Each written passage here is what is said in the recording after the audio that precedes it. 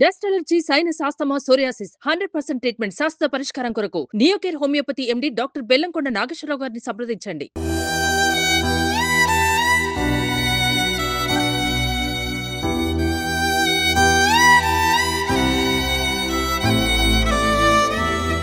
Hi hello నమస్తే, welcome back to our channel. ప్రస్తుతం మనతో పాటు స్టూడియోలో ఉన్నారు ఎస్వి ఎయిర్ కండిషన్స్ మియాపూర్ నుంచి శివమణి గారు. మరి ఈరోజు వచ్చిన టాపిక్ ఏంటంటే, నిన్న మనం ఒక న్యూస్ చూసాం కదా, సనత్ నగర్లో ముగ్గురు షార్ట్ సర్క్యూట్ అయ్యి చనిపోయారు. అది గీజర్ వల్ల.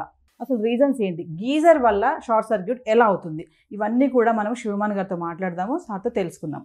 నమస్తే సార్. నమస్తే అండి. శివమణి గారు, మనం ఏసీ గురించి మాట్లాడుకున్నాము. అంటే ఏసీ ఎలా వాడితే మనకి పవర్ బిల్ అనేది తక్కువ వస్తుంది అనే దాని మీద మీరు చాలా రిపేర్ చేస్తూ ఉంటారు. ఫ్రిడ్జ్ అని, ఏసీ అని, గీజర్స్ అని, హీటర్, ఇవన్నీ కూడా. సో మరి నిన్న జరిగిన న్యూస్ చూసుకుంటే గీజర్ వల్ల షార్ట్ సర్క్యూట్ అయ్యి ముగ్గురు వాష్రూమ్లో చనిపోయారు. సో మరి ఎందుకంటారు అసలు షార్ట్ సర్క్యూట్ అనేది ఎలా అవుతుంది? అసలు గీజర్ వాడడం చాలా మందికి కూడా కొంచెం తెలియదు. అంటే చాలా మంది ఏంటంటే స్విచ్ చేసేస్తారు, వెళ్ళిపోతారు, మళ్ళీ బంద్ చేయరు, చాలా గంటల తర్వాత బంద్ చేస్తారు.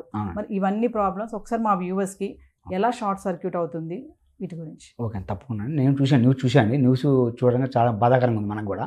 న్యూస్ ఐడియా లేదండి. మెయిన్ ఏంటంటే స్నానం చేయని ముందు హాఫ్ అన్ అవర్ ముందు ఆన్ చేస్తే బెటర్ అండి. కొంతమంది చేస్తే ఆన్ చేసేసి 1 hour 2 hours పోతారు. అప్పుడు ఏమవుతుందంటే హీటరు థర్మోస్టాట్ ఉంది, థర్మోస్టాట్ కట్ ఆఫ్ అయింది. మనకి థర్మోస్టాట్ అంటే మన కట్ ఆఫ్ కోసం మినిమం డిగ్రీ ఎంత మనకి హీట్ కావాలో ఆ టెంపరేచర్ మనకు కట్ ఆఫ్ కావాలి. అది కూడా ఫెయిల్ అయ్యి కరెంట్ ఓవర్ కరెంట్ వచ్చింది. అప్పుడు ఏం పోయి అది ఓవర్ కరెంట్లో షార్ట్ సర్క్యూట్ అయింది. ఆ విషయం మనకు తెలియదండి. 1 hour ఆన్ చేసుకుంటాం, ఏదో పని మీద అది తిరుగుతుంటాం. ఆ తిరిగిన దానివల్ల మనకి ఏం జరిగింది అంటే టైం స్పెండ్ అయింది. మనకి గ్లీజర్ ఆన్ చేస్తే మర్చిపోతారు. 1 hour 2 hours గ్యాప్ వచ్చింది. అప్పుడు పోయి స్నానం చేద్దామని అప్పుడు వెళ్తారు.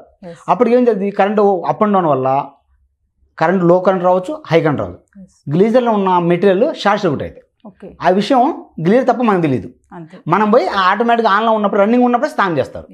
ఆ స్నానం చేయడం తప్పండి. రన్నింగ్ ఉన్నప్పుడు స్నానం చేయకూడదు.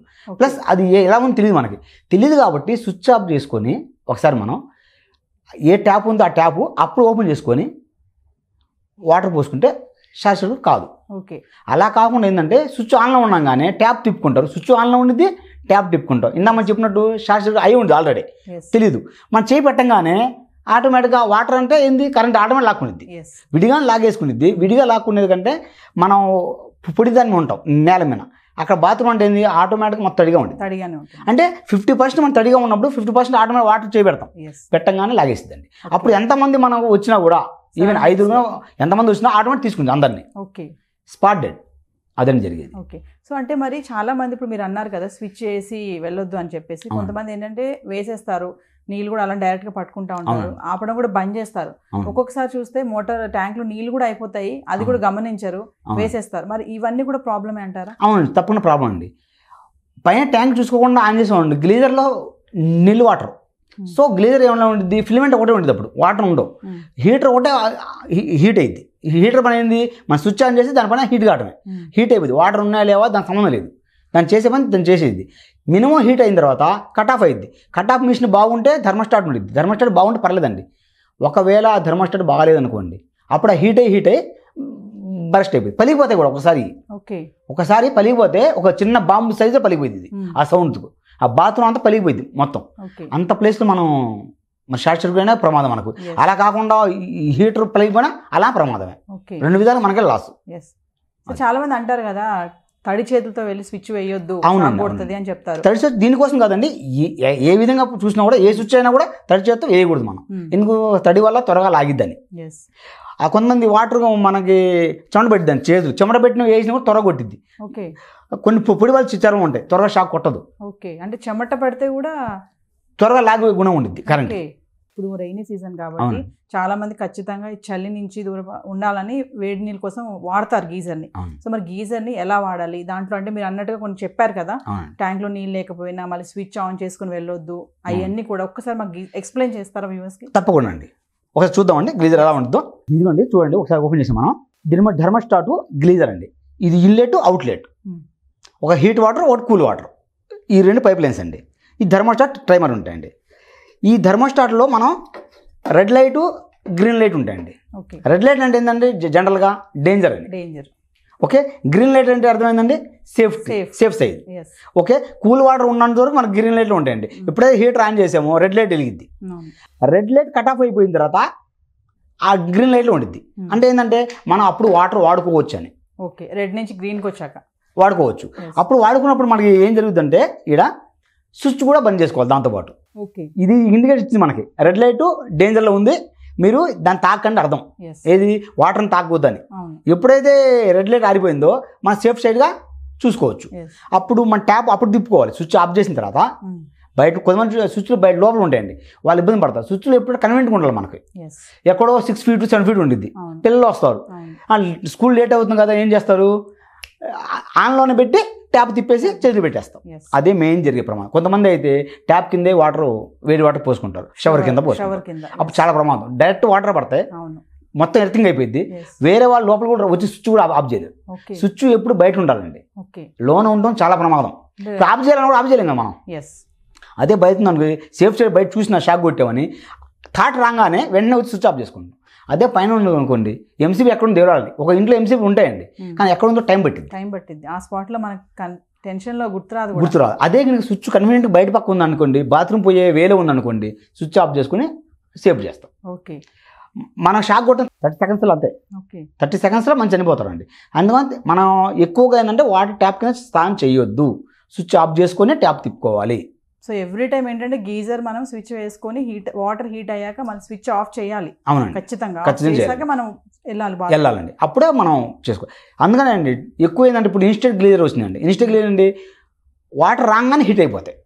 అది చాలా ఫాస్ట్ అండి, దానివల్ల చాలా డేంజర్ కూడా. వేసిన సెకండ్స్కే చాలా డేంజర్ కూడా. ఒకప్పుడు మనం వాడేటప్పుడు ఓల్డ్ మోడల్ మాన్యువల్ ఉంటాయి, అవి వచ్చేసి 20 లీటరు 15 లీటరు 25 లీటర్ అలా ఉంటాయండి. ఎక్కువ లీటర్ ఎందుకని ఉండేది, ఎక్కువ వేడి నీళ్ళు స్టోరేజ్ అయితే అప్పుడు స్విచ్ ఆఫ్ చేసుకుంటే ఆ నీళ్ళు 2కో 3కో మనం పంచుకుంటామండి. ఇప్పుడు ఎలా కాదు కదా, చిన్న గ్లీజర్ చేసుకుంటాం, ఇన్స్టెంట్ గ్లీజర్ ఆన్ చేయడం పోసుకోవడం.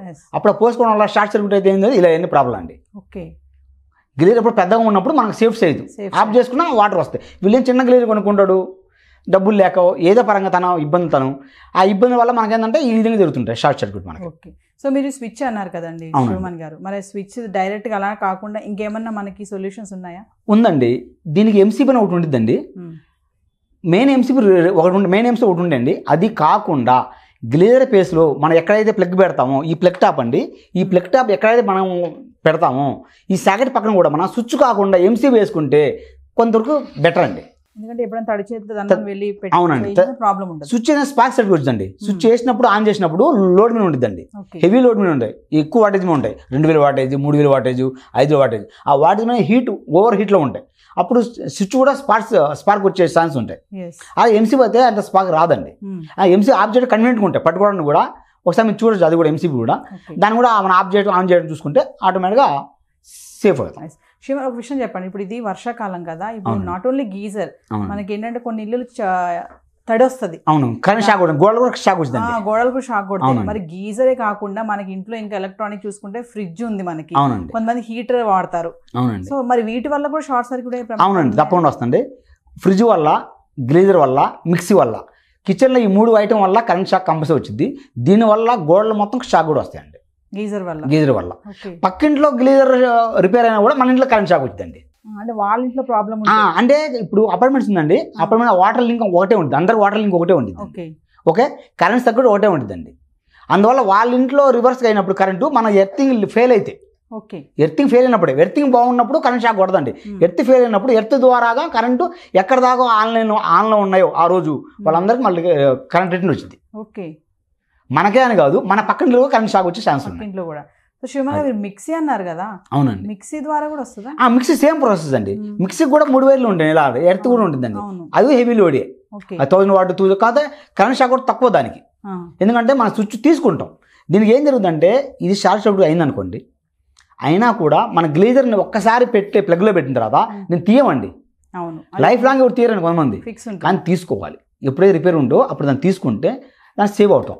మనం ఏంటంటే ఎప్పుడు ఆన్లో పెడతామండి, ఒక ఎండాకాలం తీసి పక్కన పెట్టి మళ్ళీ వర్షాకాలం ఎప్పుడు అవసరం అప్పుడు పెట్టుకుని స్విచ్ చేసుకుంటే సేఫ్ సైడ్లో ఉండండి. ఎప్పుడు ఆన్లో ఉండటం వల్ల మన ఉరుములు మెరుపులు వస్తాయి, దాని ద్వారా షార్ట్ సర్క్యూట్లు అవుతుంటాయి. ఓకే, ఇంట్లో ఏ ప్రాబ్లం అయినా షార్ట్ సర్క్యూట్ ఉన్నప్పుడు దీని ద్వారా ఇది కూడా కొట్టేసిందండి, హెవీ కరెంట్ వచ్చింది, దీని ద్వారానే ఆటోమేటిక్ కరెంట్ తీసుకుంటుంది.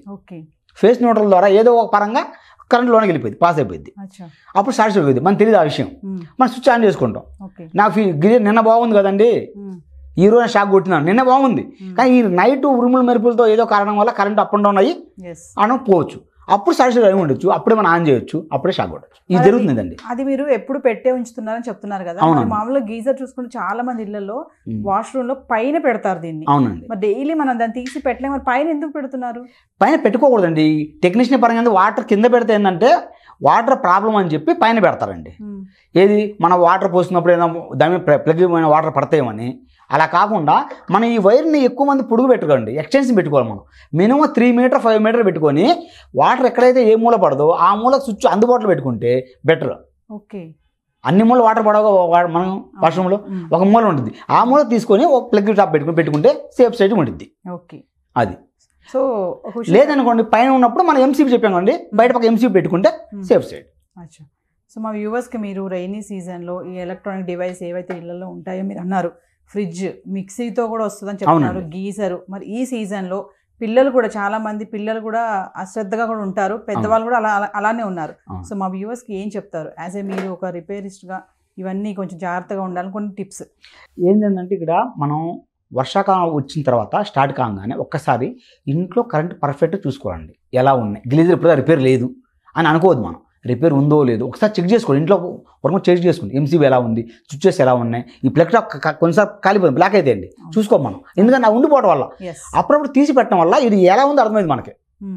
మొత్తం కాలిపోతే అర్థం కాదు మనకి, పైన ఎలా ఉంది, పైన బాగుంటుంది, ఈ మొక్క మొత్తం కాలిపోతాయి. అప్పుడు మనం తీసుకోవడం వల్ల మనకు అర్థమైంది ఇది ఫాల్ట్ అని. ఇవి చూసుకోవటాలు, ఎర్త్ పర్ఫెక్ట్గా ఉందా లేదా, అపార్ట్మెంట్స్ కావచ్చు ఇల్లు కావచ్చు, అపార్ట్మెంట్స్ మెయింటెనెన్స్ టీమ్ వాళ్ళు చూసుకోవాలి ఆ ఎర్త్ పర్ఫెక్ట్ ఉందా లేదా. ఎర్త్ పర్ఫెక్ట్ ఉన్న నాళ్ళు కరెంట్ షాక్ కొట్టదండి. ఎర్త్ ఎప్పుడైతే డ్యామేజ్ ఉంటో రివర్స్ కరెంట్ సప్లై అయింది.